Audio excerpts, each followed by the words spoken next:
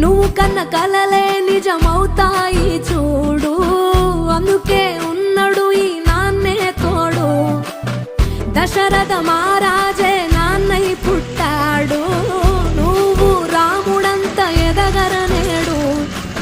చరితలు ఎన్నడు చూడని మమతల గూడే వీధిలో, సంపద అంటే ఏదో కాదురో, ఇంతకు మించి అది